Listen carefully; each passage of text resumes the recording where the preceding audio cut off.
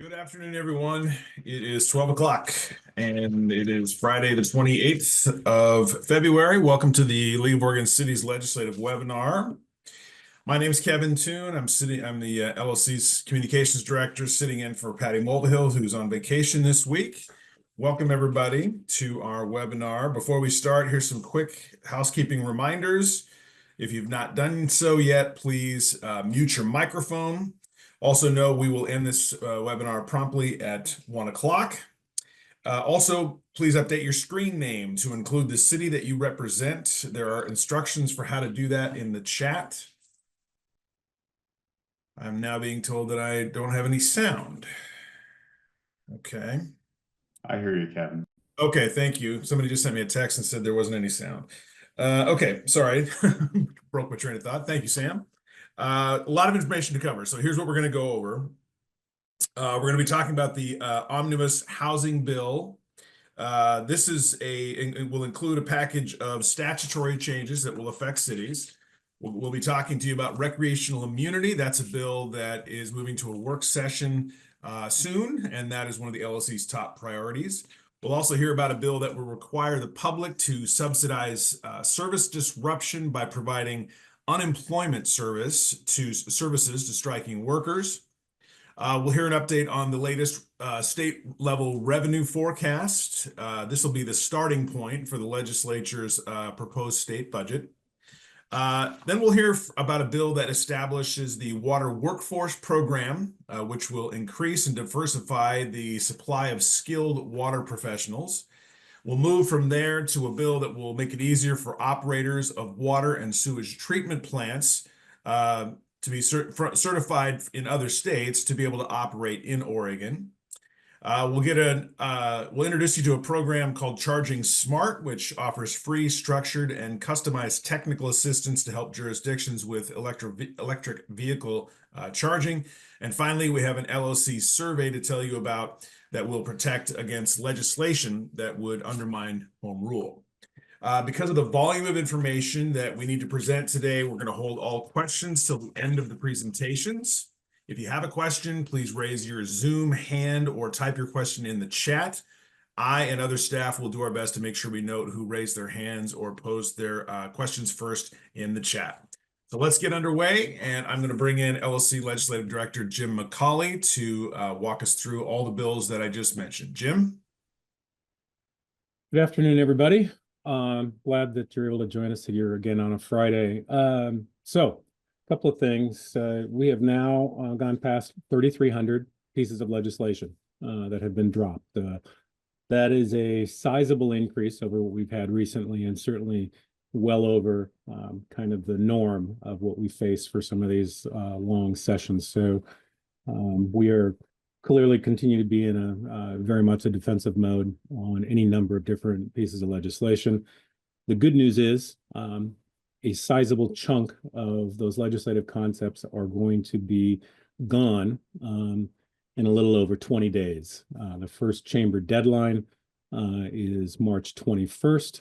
And that's usually a good celebratory point for a lot of lobbyists, and having to track literally hundreds, if not the case right now, several thousand bills in this legislative process. So with that, I'm going to turn this over to Alexandra Ring, who is our housing and land use lobbyist and specialist, so she can talk about Senate Bill 49. It's coming up for a hearing on March 5th in Senate Housing, and it's effectively, I'll say, kind of the housing bill, housing omnibus bill. So I'll let Alexandra kind of run through a little bit of the details on that.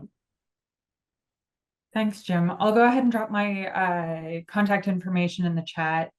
SB 49 is quite the number of changes. Unfortunately, none of them are available on OLIS right now because the -1 has not been posted, and this is an entire gut and stuff. So I'm going to try to run through them quickly, but please feel free to follow up with any questions. This is really being pitched as kind of infill accelerators and expansions of local control, of which it is really kind of neither. So first provision is requiring the adoption of previously optional DLCD model codes. These were model codes that have been developed through the ONA process that are really designed to, help cities out when they're having a minute of low capacity and just kind of be plug and play things if you can't design something to tailor them to your kind of local needs. So requiring their adoption in at least one zone in your city, like pitching them as being more liberal than any local code, is really quite the infringement of local control and just kind of cities' abilities to decide what's best for their community. Next up is the removal of land use goal planning when creating more density or upzoning, as it's called, land. Cities will no longer be required to plan for goal 10, which is housing, goal 11, infrastructure, or goal 12, transportation, when increasing the density requirements of a parcel, which is a little confusing when we think about, what we need to do. When you're requiring more density, you want to plan for those things so you can actually see those things develop, and you can actually make sure, you have all of the math for your SDCs, and you have, the transportation covered and all of that. Then it would prohibit minimum density requirements. Not everybody's a big fan of minimum density, but they are a key tool for our cities to promote needed housing, like middle housing. So think duplexes, triplexes, things like that. And then also to prove they're meeting goal 14, as well as, many of you have already completed your housing production strategies as mandated by the state. And those are a key tool to proving you're participating in that. So their removal would be very concerning. There are some additional changes involved in IZ, the Building Code Structure Board, and historic districts that I'm happy to go more into if folks are interested. So, Alexander, you mentioned that a set of amendments are not available online yet. When do you expect those to show up? I would expect that they're going to show up sometime next week, probably Tuesday or Wednesday. I have a copy of the amendments. If folks are interested, they're more than welcome to reach out. My contact information is in the chat. Okay, super. And then you mentioned IZ. Help people out with what IZ is. Oh, yes. Inclusionary zoning. Many of you may have been familiar with this program. It was developed a number of years ago through the legislative process at this point, pre-2020. I believe it was 2019 when IZ was developed. And it's a kind of a controversial program. It's a way to kind of encourage more mixed income development. We've only seen one IZ program develop in our state, mainly because it's quite burdensome to develop. You have to do a lot of economic research and put a lot of city time into kind of developing this whole program that has a suite of requirements. These changes to the inclusionary zoning statute would be more or less twofold. First, lowering the number of units that would be needed to qualify for inclusionary zoning. So currently it's at 20 units. You have to build more than 20 units to qualify for inclusionary zoning. That's harder for our smaller cities. So, very exciting to see that. But then also requiring that cities provide full subsidy, waive SDCs, provide tax deferrals, tax exemptions. So really this bill would require, if you want to do an IZ program, you would have to defer a lot of revenue, which most of our cities are not in a position to do. So while we may like one part of the IZ, I think the rest of it is deeply concerning. Okay, super. Thanks very much for the additional explanation there. And as Kevin mentioned, we're holding questions until the end, but if you do have some, just drop them into the chat function, and we'll do our best to kind of start there before we start taking questions as we get through the process here. Scott Winkles, you're up next. You've got Senate Bill 916 first up. This is the essentially the extension of unemployment benefits to striking workers. And I know you've been working on this with the coalition, so go for it. Yeah, thanks, Jim. We have been working on this bill with the coalition, and I'll give a brief recap. I know we've talked about this on this call a few times and in the bulletin, but this is the bill that would require allow striking workers to collect unemployment benefits. We did have some developments this week. However, I'm going to share a really great phone call, or well, the highlights of a really great phone call I had with from an LOC mayor this week. We because of that mayor's efforts to reach out to their senator, we had a member of the majority caucus indicate opposition to the bill, and this was a senator that we thought would have been more inclined to vote yes. So that grassroots advocacy that the members are engaging in are yielding results. We're seeing movement, and the pressure that they're seeing is being felt. And I think we can get some alterations to this legislation going forward. This week, there were some amendments introduced to the bill. Some of them are technical in nature that simply redefine what a labor dispute is for purposes of unemployment eligibility. That is important, but it is not the crux of our objections to the bill. There was also an amendment that would extend the waiting period that a striking worker would have to pause to wait on before collecting benefits by an additional week. I think the league's position, and that was established through conversations with our legislative committee, is that we're holding firm at 3 weeks as our negotiating tool.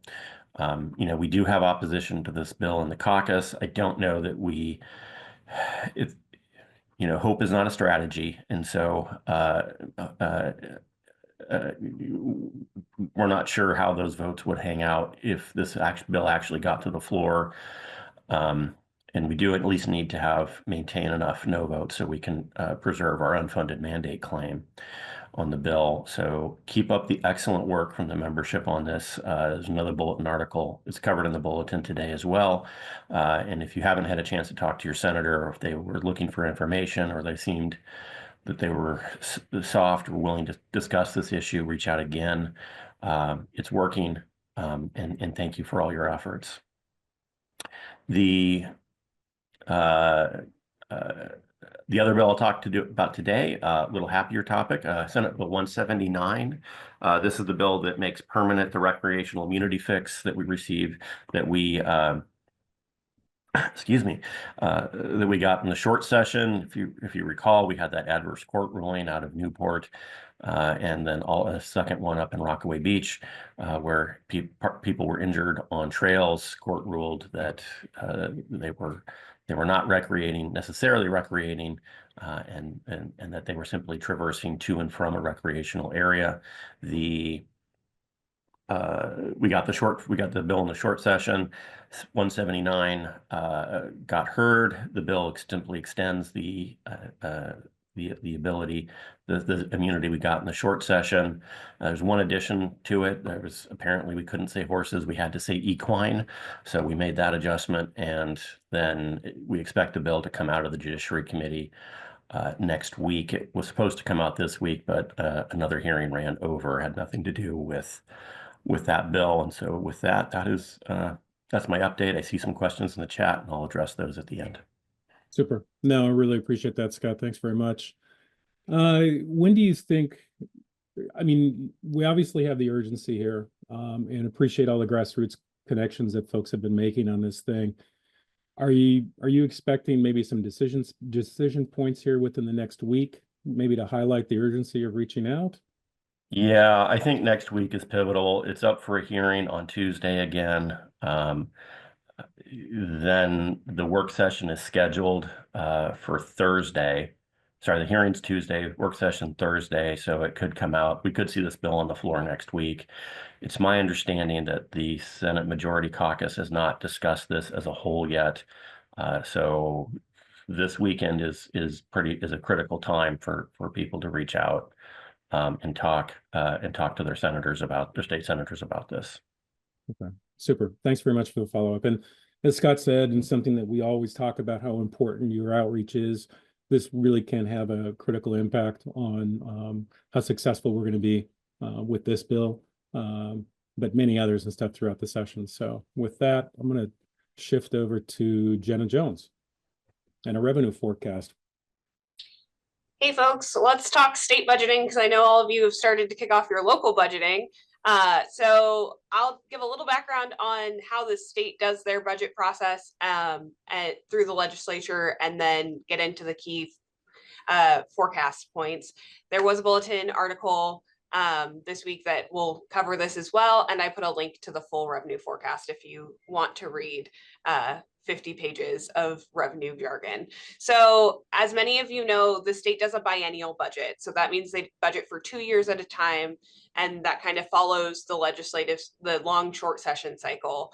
So it usually starts with the governor's recommended budget. Tina Kotek released that budget in December, where she proposed $39.3 billion for what the state should do with their money. Now it's in the legislative arena. So the joint co-chairs of Ways and Means, the main budgeting committee, are going to develop a proposed budget based on this latest forecast.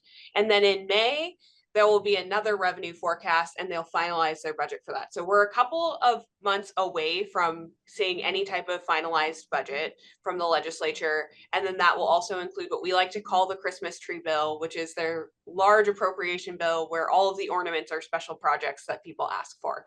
So all of that's to come. But what the current revenue forecast that we had on Wednesday kind of showed us was we had a really good forecast in December and people were really excited that we were going to have more money than we thought. We've come down a little from that really great forecast, but our economy remains stable. So a couple of key factors I will say is right now the state economist is projecting that the legislature will have $38.2 billion to spend for the next 2 years. So as I said before, the governor released a recommended budget for $39.3 billion. So that's about $1 billion off. So there's going to have to be some adjustments there. And then there are a couple of forecasts that are down that you all may want to consider just to have in the back of your mind when we get to the end of session and where they start putting different resources. So the two big ones that I'll just say are lottery revenues are down right now. Their video lottery is not performing as well as the state had intended. And there was also a revision based on unpaid claims. So the total resources for this current biennium that ends in June is down by 20 million, and they're thinking there's going to be a significant decrease of $65 to $75 million in lottery revenues in the future. And why that's important is lottery revenues are really key for things like economic development and infrastructure tools that the legislature budgets on. So that's unfortunate to see. The other thing, and this is more just for you all's edification because you have a share of this revenue, the marijuana forecast is trending down. We did just release the state shared revenue report, I think 2 weeks ago in the bulletin on Oregon's birthday. So it's not a huge decrease, but it's trending down by $0.3 million, and it will continue to go down. So just know that for your own budgeting. On the flip side, for good news is the labor market is strong right now in Oregon, and we're currently remaining in the low 4% unemployment range, which is very good. Our job creation is lagging behind national trends, but one thing that in earlier forecasts, especially in June, the state economists had flagged that manufacturing jobs were decreasing significantly and there were lots of layoffs. The manufacturing industry has stabilized, which is good to note. There is also going to be a very large kicker, as has happened in the last couple of budgeting cycles. So right now the state estimates that the personal kicker will be $1.72 billion. And the corporate kicker that funds education for the next biennium, so 2027 to 2029, is expected to be $993 million, so almost $1 billion there. Lastly, the state economists touched on some fears of federal policies influencing Oregon, and the only thing that they were able to say, knowing how Oregon plays with national trends, is that our economic activity is very, very, very tied to agriculture and manufacturing. And so where there may be tariffs coming could impact Oregon. Right now, the state economist is just forecasting based on business as usual, and they won't be able to actually estimate the impacts until any type of policies come our way. But that's something that they flagged that they're looking at. So that's all I've got, Jim. Great, thank you. So lots of numbers, Definitely suggest people take a look at the bulletin article, but I guess the one question I've got, what is the difference in additional revenue that'll be available, at least at this time projected? Is it 300 million? Where are we sitting at with that roughly? So they added 350 million to what they think is going to be in the beginning fund balance, which is slightly up, but they also decreased the last time's ending balance, which is why we're sitting in a space where there's $1 billion difference between what the governor proposed and what is being forecasted for the state to actually budget on. Great. Thanks for that additional follow-up. I know I'm trying to keep track of how we do our budgeting in this state and the differences between what the governor's offered, what's end of session, and where we're at right now can be a little complex. So appreciate that. Let's shift to Michael Martin. He's got some water-related bills that are coming up, of which include one of our priority bills coming into the session. And I'll let Michael take it from there. Great. Thank you. Thank you, Jim. I also want to double down on something that our legislative director, Jim McCauley, said, and that your outreach really matters on these bills. I've actually already seen some letters of support come in. So thank you to everybody. There's some details on that in the bulletin. But here's the bottom line. Next Tuesday, we're having a hearing on 2 water-related bills. The first being House Bill 3634. This would create an operator and training program through local workforce development boards. The bill, as it currently stands, provides $5.5 million for developing water workforce and really training the next generation of drinking water and wastewater operators. And that hearing is going to be on Tuesday at 8 a.m. So please take a look at the bulletin, submit a letter of support. This is a top priority for the league. And I just want to actually give a shout out to the Water Caucus. The Water Caucus co-chairs, Rep. Helm and Rep. Owens, I believe, are presenting on this bill, is the latest information I have on a series of bills. And then moving to the second bill, as our executive director, Patty Mulvihill, has been traveling around the state, and we've been engaging with our members. We are hearing that we've heard that reciprocity is a challenge when you all are hiring folks from out of state. And so this bill really would create a rulemaking process to engage with DEQ and OHA with the goal of making reciprocity easier. So both of these hearings are scheduled for Tuesday, March 4th, and I appreciate your support and happy to answer any questions on the via email. So you know how to reach out. Thanks. Thank you, Michael, for that. So on the reciprocity piece of this, what we're after essentially is to maybe align Oregon's system with some of our neighbors, so that we can at least have some access to some of those professionals that may be working or get maybe some of their initial 2 to 3 years worth of work in Washington or Idaho and California can actually then move into a job in Oregon without having to go through some ridiculous steps. Help me out with that. Yeah, that's a great clarification. So what I've heard pretty consistently across the board is that, you know, if you have somebody with, say, 13 years of experience, I'm thinking of somebody from California, and they go to apply for a position, either, you know, drinking water, wastewater, that they're effectively would get 3 to 5 years of credit for experience for what they have. And why this is such a problem, because, you know, we can protect public health and do all this, but why this is a problem is there's already a significant workforce shortage in this area, and it really hurts our members and their ability to recruit and retain qualified operators from other states. So thanks for the question, Jim. I appreciate it. Yep. Thank you as well. So next up is me.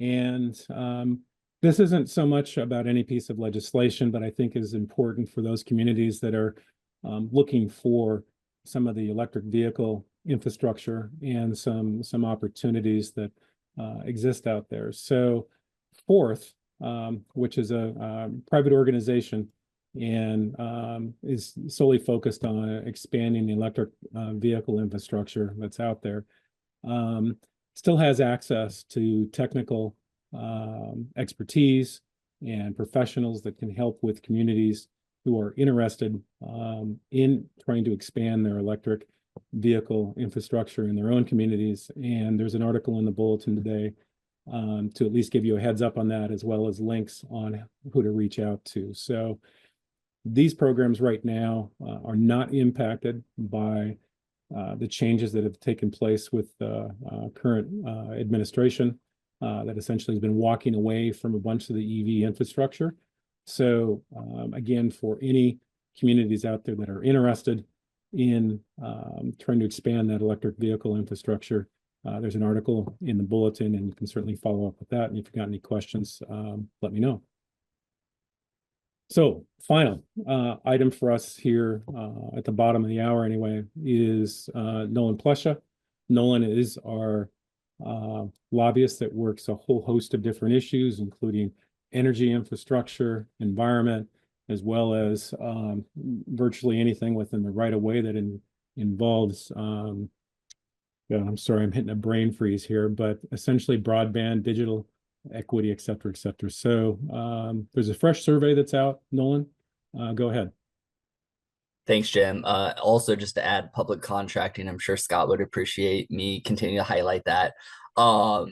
So I just wanted to highlight for folks that yesterday I sent out an action alert survey to city managers, administrators, recorders, as well as directors of public works. The focus of it is to understand what kind of impacts to your right-of-way, whether there are or are not, to public property, private property, when you are working with whether it's utilities, telecom, broadband, or other entities that are working with you to have access to your right-of-ways. I'm also trying to suss out conversations around franchise agreements or right-of-way use fees. So wanted to let you all know that that's out there. If you were not someone to see it, make sure your city has an opportunity to fill that out. I'm asking for folks to fill that out by the end of day on Wednesday, March 12th.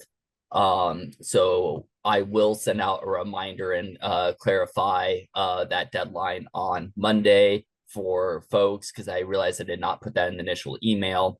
This really is to inform potential advocacy efforts on legislation that I've heard may be coming to try to limit home rule, whether it's for permitting, shot clocks, or others. So please fill those out. If you have any questions, I put my information in the chat.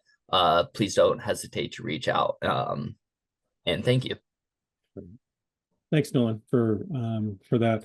I think in general, I know we send out a lot of information to folks. We send out issue alerts when we need to have you testify, and at times during the session, what can sometimes seem burdensome is we also have survey work that needs to go out, and part of it is being done to help us with our advocacy and to deal with some of the challenges that we've got in Salem. So anytime we get fresh information from you or you're responding to those survey requests, I just want to really emphasize how critically important it is that you take the time to do it, because in the end, it's going to help us all out with some of the work that we have to deal with on a daily basis. So, Kevin, we're at a point now where we can start taking some questions, and I'll let you go ahead and go through that, and we'll figure out who needs to be responding. All right, Jim, thank you. If anyone has a question, a couple of ways we ask you to notify us, raise your hand. You can, there's a option there on your box to raise your hand, or simply just put your question in the chat. If I call on you to ask your question out loud, just please make sure you unmute yourself, obviously, and ask your question. Friendly reminder, opportunity to ask questions and get answers from our lobbyists. Feedback from our membership is great. We love it, but because of time constraints and the way this format has been designed, we just want to make sure that comments be submitted to LLC via email or in the chat.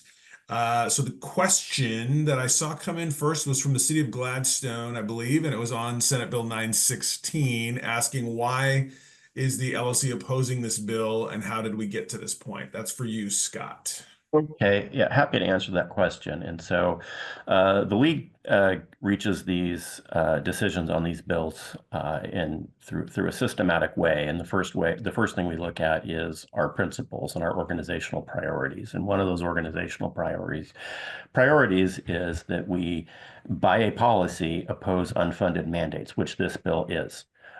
There's some disagreement on the whether it's a constitutional unfunded mandate with legislative council. We hold that it is, but it certainly would be a colloquial unfunded mandate. And so that would be a automatic opposition to us without a serious sit down. And so that is part of it. So this is a core principle of the League of Oregon Cities, and part of our defense of home rule is that we oppose the unfunded mandates. Additionally, we have a legislative committee, and this legislative committee helps guide our work during this process.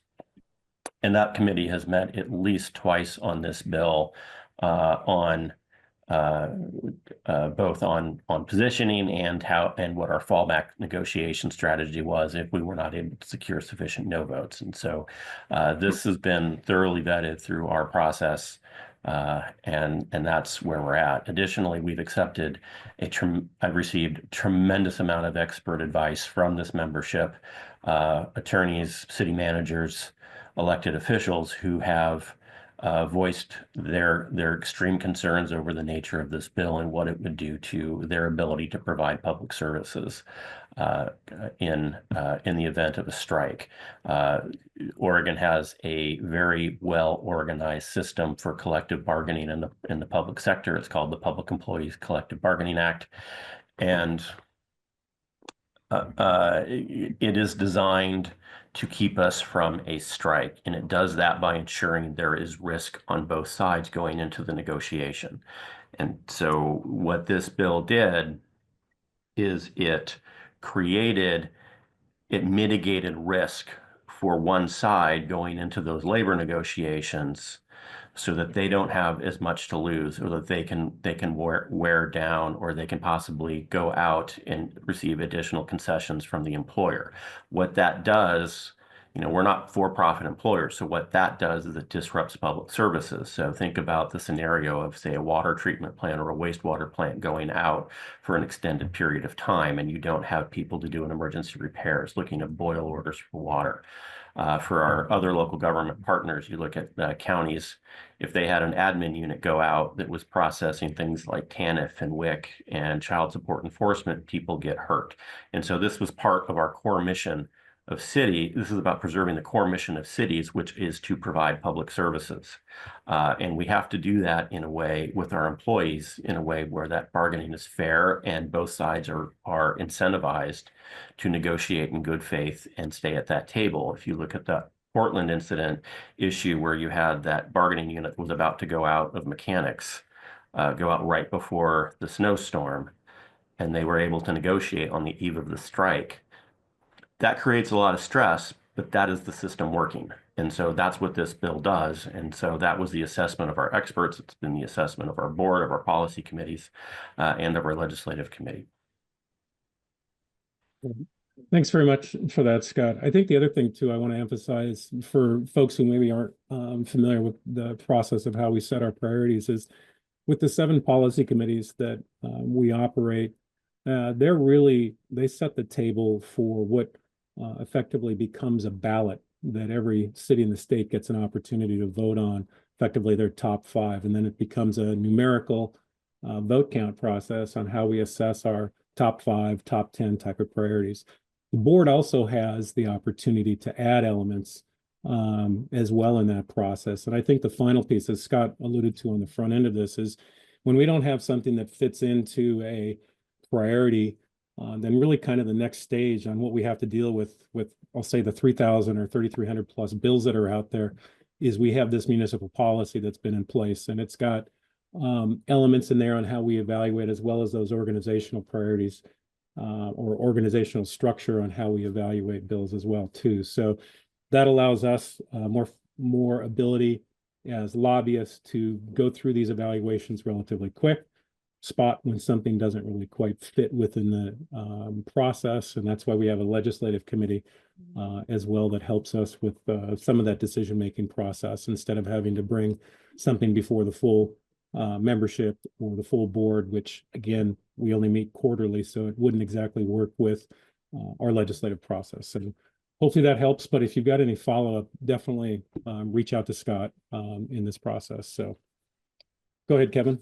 Next up. Yeah, the next question I'm seeing, Jim, is probably for you. It's from Madras asking, is there a concern that you're seeing in Salem about federal funds that support state programs? Obviously, with all the cuts and activity of that nature going on in DC. I think that's the motivation for the question. No, it's a great question, and Jenna alluded to a little bit of it today in terms of its potential impact on the budget. Right now, we don't know. I mean, that's kind of what's at limbo. There's an awful lot of federal money that flows into service delivery at the state and local level in every state, and we're going to have to watch it. I know our delegation has certainly been very supportive of trying to make sure that those programs continue to get the money. What I am trying to find out right now are projects. What projects are at risk, what projects have been stalled. And I know we've had past articles that have either been written or we've talked about here in these bulletin or during these weekly calls, is to make sure you reach out to your congressional delegation. That would include both senators, but also part of the of letting you know who your congressional district member is in terms of what's going on. So we're all trying to figure out the tracking on this. State of Oregon has some ability to track some of this stuff right now. And from what I understand, it's kind of an ongoing process. So I think if there's a way to close the loop on this, I think we're very concerned. We don't know what that number is going to look like at this point in time, but we've definitely been communicating that with our congressional delegation. They've been very interested, and there'll be 60 members plus next or in 2 weeks back in DC as part of the National League of Cities Congressional City Conference that we'll be at. So we'll get a chance to directly engage with our delegation back then. Thank you, Jim. That actually was a good point. Because of your participation in that event, are we able to do this webinar next Friday or the Friday after? So next Friday, we shouldn't be disrupted because most of us are not flying out until the weekend. So I think we'll still be good with the weekly call then. And then all of us should be back in town by Thursday of the following week. So yeah, I don't see a disruption in this weekend. Okay. Good to know. So yeah, that with that in mind, for those that are on the call today, expect us just to continue with our steady presentation every Friday. I am not seeing additional questions in the chat, so I believe we might have come to. I've actually got one. Okay. That I saw up front. So this one was from Marilyn Smith, Albany. Question about Representative Bossart Davis soliciting Facebook input on House Bill 3362. This is a piece of legislation that she has sponsored. It's a 4% tax on tires to be devoted to taking care of tire pollution, as well as supporting public transportation and rail. So right now, that bill is not scheduled for any kind of a hearing. I think one of the things to keep in mind with this transportation package going forward is the legislature is going to be looking at, excuse me, a host of different revenue sources and fees to basically feed, hopefully, a multi-billion-dollar transportation package. So this may well be still on the table for that conversation as we go further along here this session. I am hoping that this Joint Committee on Transportation that has been working on this for the last year plus, and many of us have been involved, including yourself, Counselor. So I'm hoping within the next 3 weeks, we see some framework start to emerge with this transportation package and start to see a little bit more detail on some of the numbers. Thank you for the question. Jim, thanks. Seeing some other questions. Scott, I believe we have a follow-up question for you that may have gone to you directly on, is it on 916? Make sure you unmute. Yeah, sorry. Yeah, I saw from Diana Moffett, I saw an question about 916 and the health of the unemployment insurance fund. And this is actually a very important and concerning question. So yes, the result of federal workforce reductions, layoffs, terminations is having an impact on the health of the unemployment fund. As public employers, we reimburse the unemployment fund dollar for dollar. And so we get, if an employee separates in a way that makes them eligible for unemployment, the unemployment department sends them a quarterly bill to refund what was provided to that employee during their period of receiving benefits, which is a maximum, I believe, of 26 weeks. So there are some very concerning signs in the job market right now as a result of those federal layoffs. I didn't see the article that you referenced, but I think I did note while researching some testimony for a different bill that we've seen a segment of the employment, a segment of the workforce that is highly employable, spiking in their unemployment claims. And so women veterans are, in my experience, by a group, the most employable segment demographically in the workforce. And this is the first time since I've been monitoring that women veteran unemployment has actually exceeded the general population unemployment rate. The reason for that is women veterans are much more likely to be employed by the public sector, so they're going to be disproportionately impacted and represented in those layoffs. So yeah, we're really worried about the health of that system. Our private sector partners in this conversation pay the unemployment tax, which is based on sort of the risk that the whole fund is seeing, are very concerned about what's going to happen to their rates as well. So great question. I can geek out on employment economics for the rest of the call, but Kevin won't let me. That's true.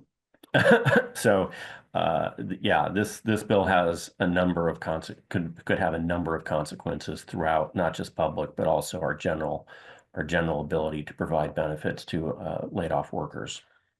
Thanks, Scott. Councilor Garlington from Gladstone, I think, is asking a question about the home proposal from Senator Merkley, and Alexandra has some information on that. Hi, so I'm assuming you're looking at HOPE, the Humans Over Private Equity for Home. Yep, okay. HOPE, home, so many different things. This is actually one that I think Senator Merkley has introduced in at least this past session, if not the session prior as well. This has been kind of a priority for folks at the federal level on the more progressive side of things for a number of years. The act really looks at getting private equity out of investing in kind of the individual, kind of what we would typically call like home ownership, opportunities, and turning them into rental homes instead. I do not think we will ever see this pass out of the national legislature. I know a number of folks have tried to take out a crack at it at the state level. I haven't seen a bill at the state level about it at this time either.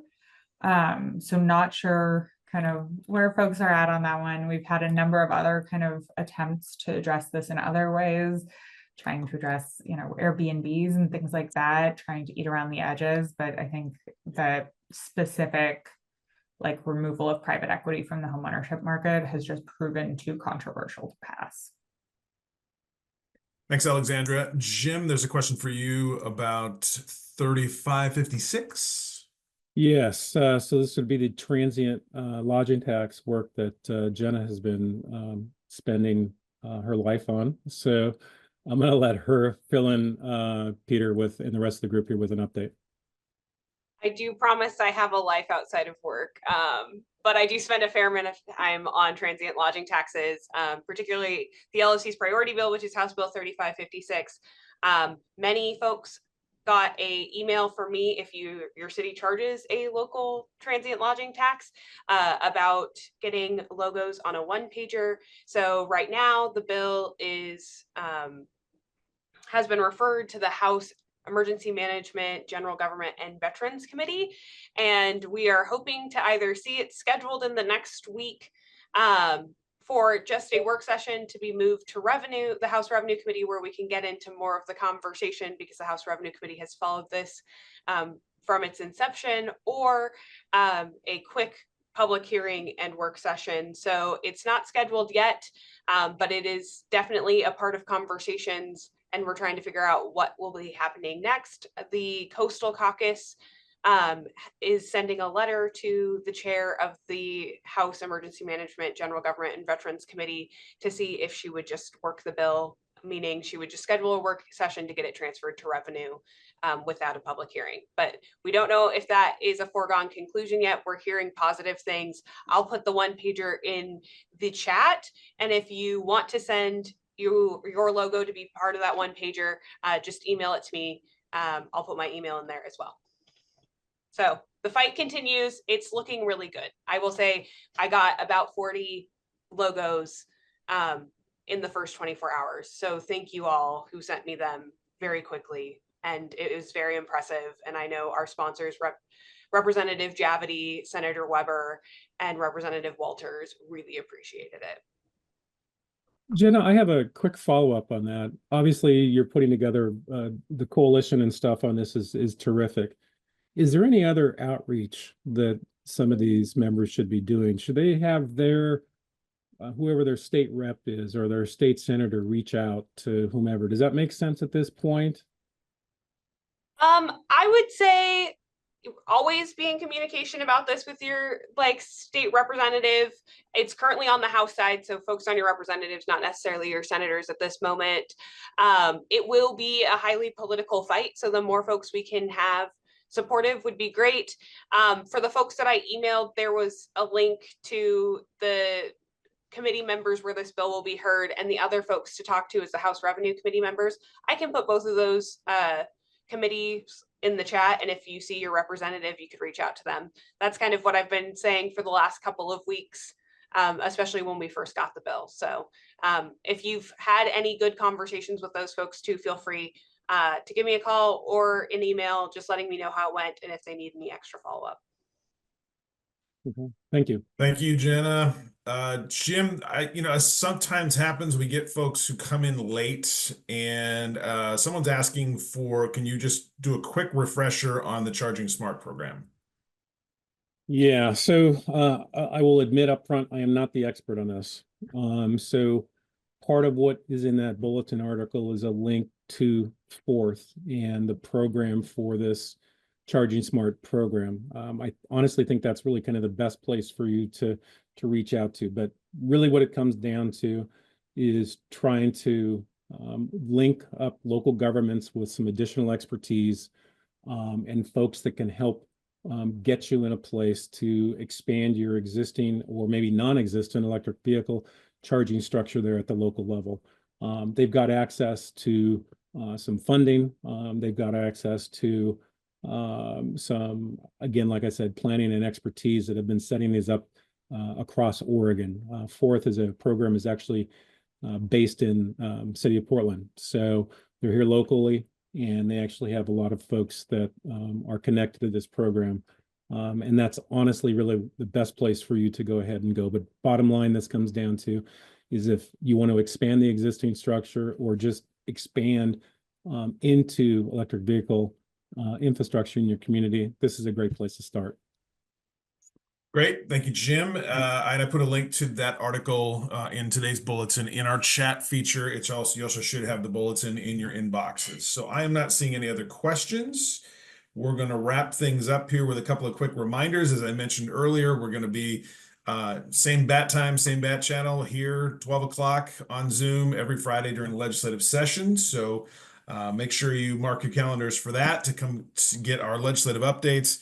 And if you have not done so yet, I mentioned it last week, If you are planning to or interested in attending the LLC Spring Conference in North Bend, May 1st and 2nd, we are rapidly approaching a sellout. So I would strongly encourage you to make your get your registration in today. Jim, your hand went up. It did. Thank you. One final word for me is on the front end of this, we were talking about Senate Bill 49. Alexander Ring walked you through this omnibus housing bill. The -1 amendment that you don't have access to electronically is now embedded in the article. So you can take a look at a copy that Alexander was able to get a hold of and at least see what's being proposed. And of course, feel free to drop in comments to Alexandra directly after we get off the call, but also stay in tune with the committee that's coming up and feel free to offer some commentary going forward there as well. Thank you, Jim. And thanks to everybody for joining us for today. We'll be back here next week at 12 o'clock. Have a wonderful weekend. And thanks again for everything you do to serve your communities. So long, everyone.